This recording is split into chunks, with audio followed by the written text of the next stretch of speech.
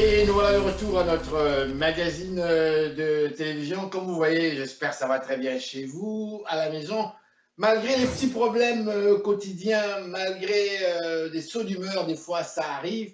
Avec une période comme celle-ci, on est en plein confinement. En fait, ça se termine puisqu'on voit le soleil qui apparaît à l'horizon.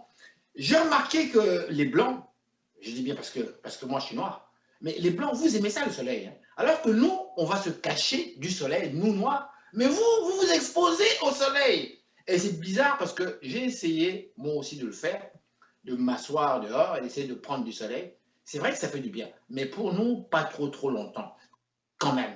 Nous avons avec nous pour continuer dans, comment dirais-je, dans cette période comme telle de coronavirus et cette période d'été, nous avons avec nous une tête d'affiche. C'est une dame, elle est africaine, Marie Asiga. J'ai bien prononcé le nom. Elle va se présenter elle-même. C'est une artiste, elle fait de la musique et ce que j'aime chez elle, c'est le sourire naturel. Elle dégage la bonne humeur. Bonjour, comment ça va?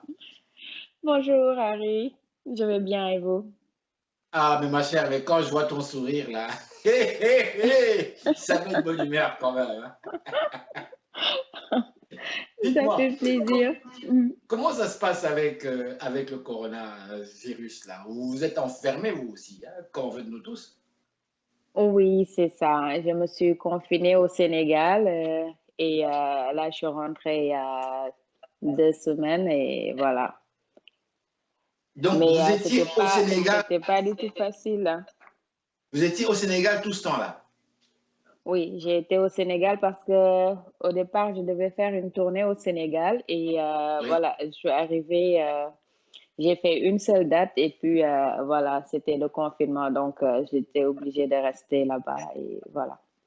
Mais justement, j'ai eu l'occasion de parler avec des gens au Sénégal, à Dakar même. Ils nous ont parlé Mhm. un petit peu, comment dirais-je, comment ça se passait là-bas. Avant de parler de musique comme telle, vous, dites-nous, comment ça s'est passé pour vous? En fait, parce qu'on parle de confinement Ouais. dans les pays occidentaux. Vous suivez comme moi l'actualité internationale, que ce soit en France, en Angleterre et un peu par-ci, par-là, au Canada. Ouais, Les autorités font tout pour protéger réellement la les population. populations, malgré les critiques.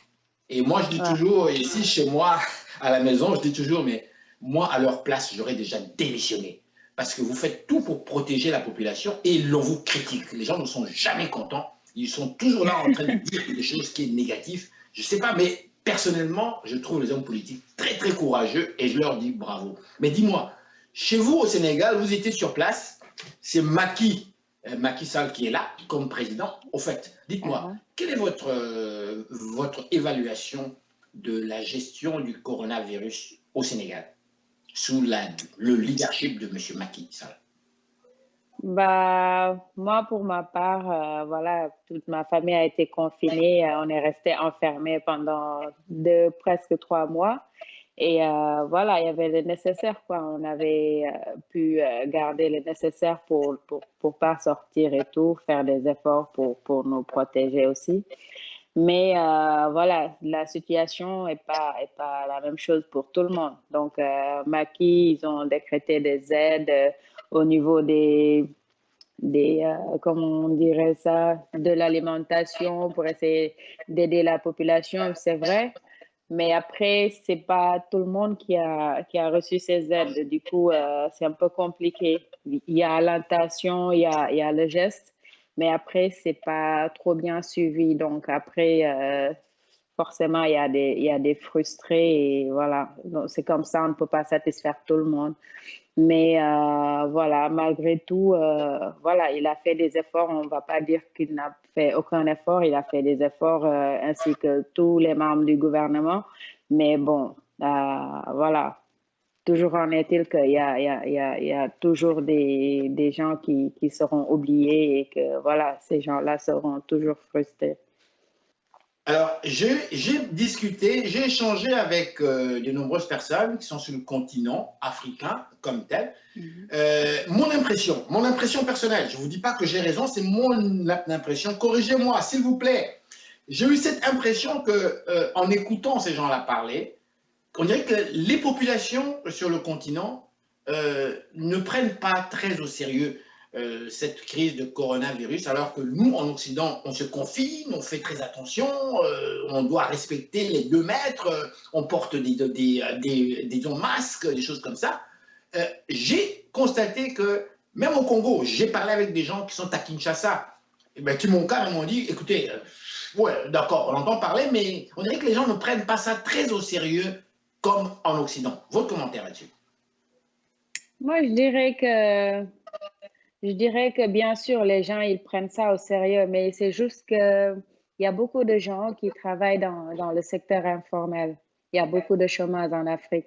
Et je vais juste prendre l'exemple de mon pays, du Sénégal. Donc, il y a beaucoup de gens qui sont dans le secteur informel. Donc, ces gens-là, s'ils ne sortent pas se débrouiller, s'ils ne sortent pas travailler, franchement, ils n'auront rien à apporter sur la table pour leur famille. Et donc, pour ces gens-là, rester confinés, c'est quasi impossible. Et surtout quand ils n'ont pas d'aide pour, voilà, pour compenser, quoi.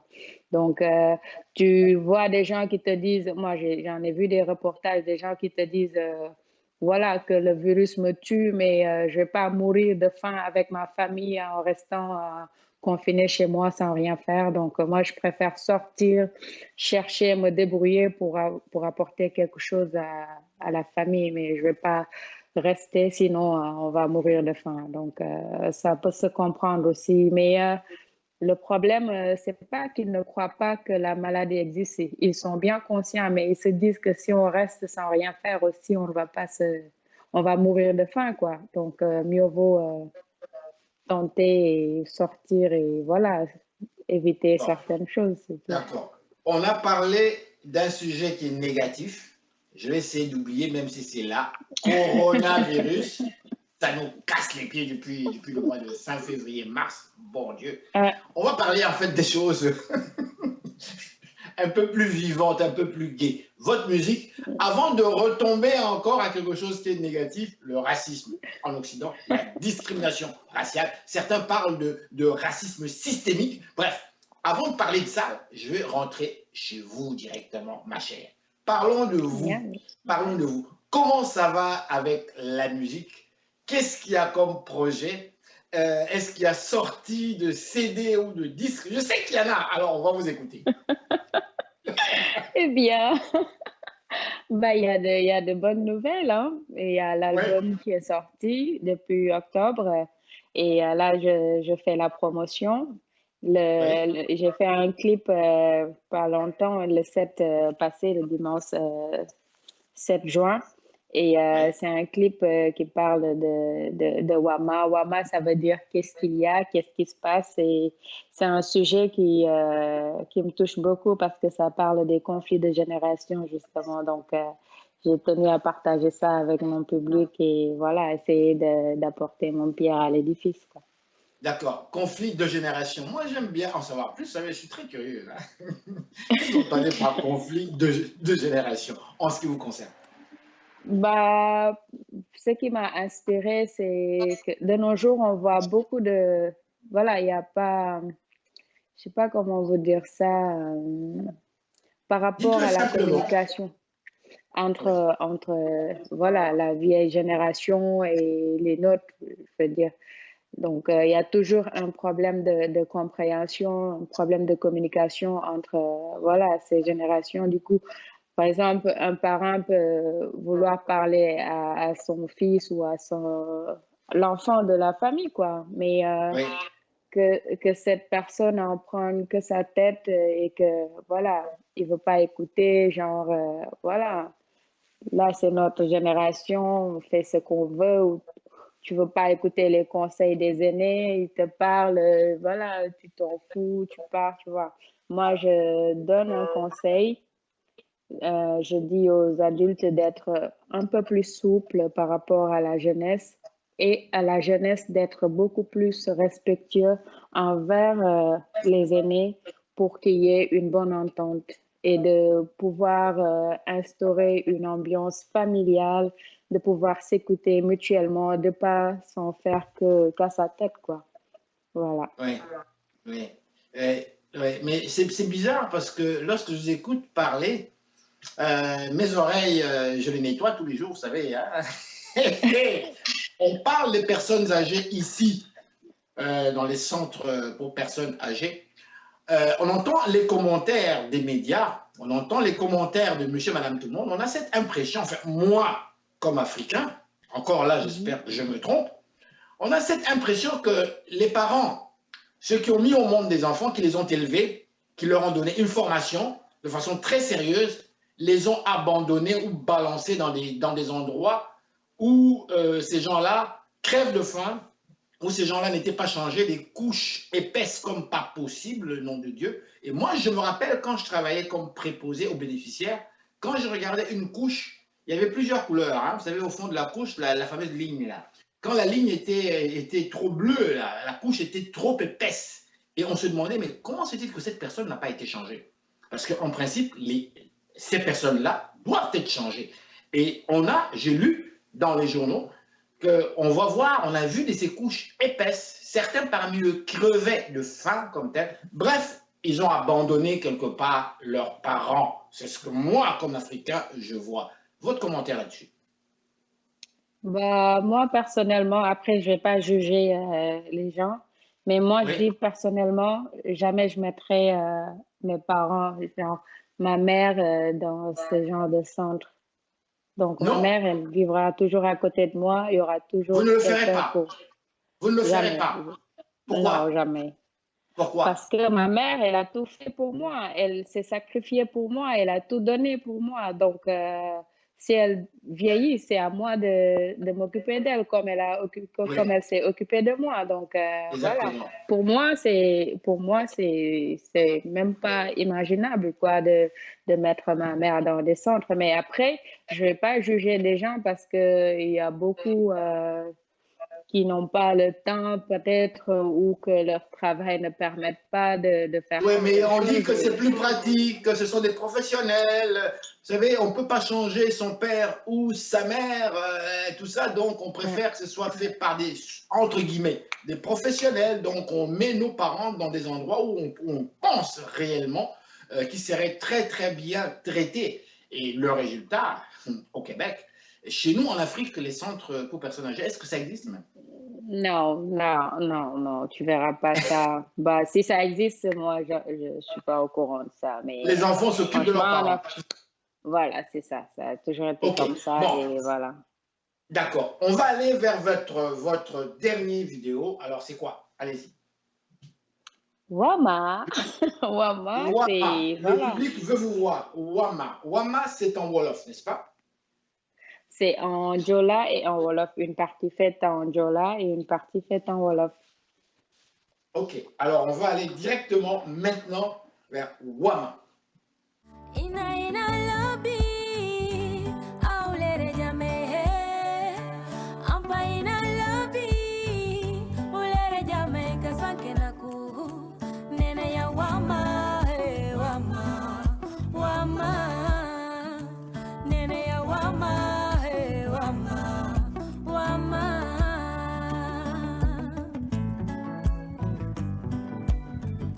Atiyo mwafu Sophie, kagona kuleria, bukana kasankendia. Alors, je reviens à vous. Je reviens à vous. On va clôturer cette interview dans les minutes qui vont suivre. J'aimerais vous Mhm. emmener sur un autre sujet, puisque je sens que vous êtes quand même très intéressante à parler. On parle beaucoup actuellement de la discrimination raciale. Dites-moi, vous personnellement, avez-vous été victime de racisme dans votre carrière depuis que vous évoluez dans le monde occidental? Bah, j'ai pas, tu sais, moi, je me dis, ma noirceur, c'est ma fierté, en fait. C'est mon identité. Donc, pour tous ces gens qui me côtoient, pour tous ces gens qui veulent marcher avec moi, donc, si une personne fait une différence entre ma couleur, c'est, voilà, je me dis que cette personne, il me considère pas, en fait. parce que je suis comme je suis et jamais je vais pas changer. Je suis née noire, j'ai grandi noire et je vais mourir noire. Et Alors, j'en suis fière. dites-moi, que répondez-vous à un noir ou une noire qui vous dit, depuis que je vis au Québec, j'ai oublié d'être noir. Moi, j'ai même composé une chanson genre si tu ne sais plus, si tu t'égares dans la vie, si tu ne sais plus où aller, il faut retourner à tes sources. Retour aux sources pour, voilà, parce qu'on n'a qu'une seule culture. Chacun a son culture et c'est ça notre fierté. Donc, si tu oublies d'où tu viens, franchement, vaut mieux aller te ressourcer. C'est évident pour moi, quoi. Moi, par exemple, je ne pourrais jamais oublier d'où je viens, je ne pourrais jamais oublier ma culture, je ne pourrais jamais, jamais. Dites-moi, est-ce que vous êtes fier d'être noir? Trop Je vous pose la question, carrément. Êtes-vous fier d'être noir? Je suis fière d'être noire. J'ai dit, Pourquoi? ma noirceur, c'est ma fierté. C'est mon Pourquoi? identité. C'est mon Pourquoi? identité. Et je ne peux pas Vous le venez du refuser. Vous venez du même pays que Léopold Sédar Senghor, qui parlait déjà à Exact- l'époque de négritude. Exactement. Exactement. Mais je dis que les mentalités ont beaucoup changé. Avant, il y avait beaucoup de gens qui étaient complexés par leur couleur de peau. Par exemple, quand ils étaient devant les Blancs, ils sont complexés. Voilà. Ils ont cette sensation d'être inférieur à ces gens. Mais moi, je dis que on est tous pareils, on est nés égaux et voilà. Et c'est juste la couleur de peau qui diffère, mais on a tous le même sang rouge. Donc voilà, pour moi, il n'y a pas de complexe, on est pareil, quoi. Donc moi, je suis fière de ce que je suis. Mais sincèrement, je dois vous dire merci. On va présenter à notre public un autre clip de vous. Qu'est-ce que vous nous proposez? Bah, je vous proposerai Asekao, une Pardon? chanson qui parle, Asekao, ça veut dire la femme en Jola. Merci, Soul Sister, de nous avoir accordé cette interview. On va aller vers votre clip et je vais vous souhaiter une excellente journée. Vraiment, merci encore une fois. Merci à vous, c'était un plaisir. Jërëjëf. Allez, au revoir.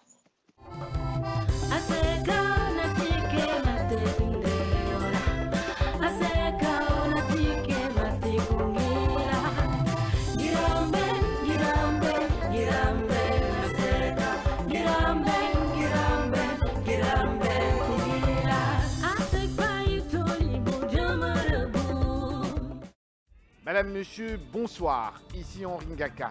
Ne ratez surtout pas nos prochaines émissions présentées à ICI Télévision depuis Montréal. Ça va causer.